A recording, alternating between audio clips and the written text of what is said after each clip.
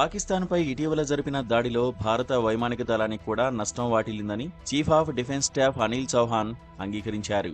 భారత్కు చెందిన 6 విమానాలను కూల్చేశానని పాకిస్తాన్ చెప్పడం శుద్ధ అబద్ధమని అంటూనే ఎన్ని విమానాలను భారత్ కోల్పోయిందో యుద్ధమెత్తంగా చెప్పకుండా త్రిదళాధిపతి ఈ యుద్ధానికి సంబంధించి కొన్ని వ్యాఖ్యలు చేశారు. విమానాలు కోల్పోవడం కంటే ఎందుకు ఎలా జరిగిందన్న కారణాలు తెలుసుకోవడం ముఖ్యం కనుక వ్యూహాత్మక తప్పిదాలను సరిదిద్దుకొని వ్యూహాలను మెరుగుపరుచుకొని అమలు చేశామని అన్నారాయన. ఆదిలో వేసిన ఈ తప్పటడుగుల వల్ల వనగూరిన నష్టమెంతో చెప్పలేదు కానీ సరిదిద్దుకున్న అనంతరం పాకిస్తాన్ను అద్భుతంగా దెబ్బతీయగలిగామన్నారు. ఎంతో ఖచ్చితత్వంతో పాక్ స్థావరాలపై దాడులు చేయడంతో వాటిని ఆపాల్సిందిగా ఆ దేశం ప్రాధేయపడిందని ఆయన వివరించారు. చైనా చేయుతతో భారత్ను పాకిస్తాన్ గట్టి దెబ్బ కొట్టిందన్న ప్రచారం ఉధృతంగా జరిగిన నేపథ్యంలో అసలు చైనా సమకూర్చిన రక్షణ వ్యవస్థలు సరిగా పనిచేయలేదని కూడా ఆయన గాలిదీహేశారు. విపక్షాలకు చౌహాన్ వ్యాఖ్యలు మంచి మందుగుండు సమకూర్చాయి. మోదీ సర్కార్ దేశాన్ని తప్పుదోవ పట్టిస్తున్నదని, గుట్టు విప్పడం లేదు, నిజం చెప్పడం లేదు అంటూ ఆది నుంచి ఆగ్రహిస్తున్న విపక్షాలు ఇప్పుడు మళ్లీ పార్లమెంటు ప్రత్యేక సమావేశాలను డిమాండ్ చేస్తున్నాయి. ఎన్ని విమానాలు, ఏమిటవి అన్న ప్రశ్నలతో పాటు చాలా అనుమానాలు నివృత్తి చేసుకోవాలని అమెరికా అధ్యక్షుడు 1కి 10 సార్లు వాణిజ్యం బూచిచూపి తానే యుద్ధం ఆపానంటూ బల్లగుద్దుతున్న సంగతి మాట్లాడుకోవాలని అవి అంటున్నాయి.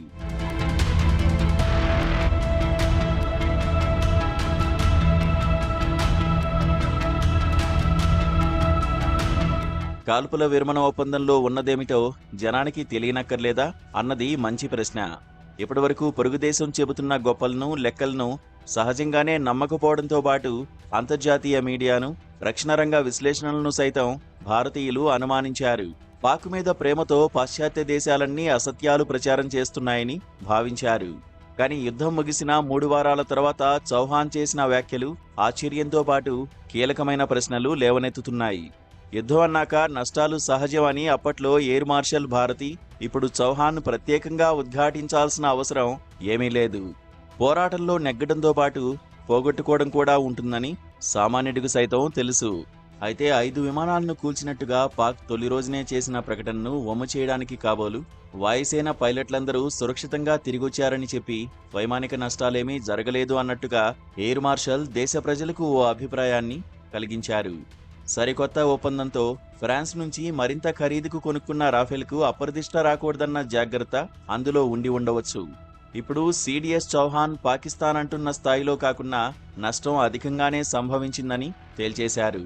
యుద్ధకాలంలో పాక్ పని అయిపోయిందంటూ ఎన్ని రకాల ప్రచారాలు జరిగాయో అందులో బీజేపీ నాయకులు ఎంత ముందున్నారో అందరికీ తెలుసు.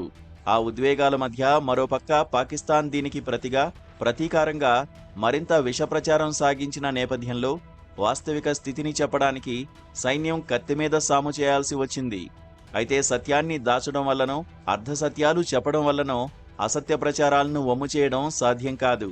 దేశం కోసం ప్రాణాలకు తెగించి పోరాడే సైన్యానికి రాజకీయాలతో నిమిత్తం లేదు కనుక ఉన్నది ఉన్నట్టు చెప్పడానికి ఏ దశలోనూ సందేహించనక్కర్లేదు. ఈ యుద్ధంలో పాకిస్తాన్కు తీరని నష్టం చేశామని, ఉగ్ర స్థావరాలను కుప్పకూల్చి ఒక కొత్త లక్ష్మణరేఖ గీశామన్నది వాస్తవం. జాగ్రత్తగానైనా కొన్ని నిజాలు విప్పినందుకు చౌహాన్ను అభినందించాల్సిందే.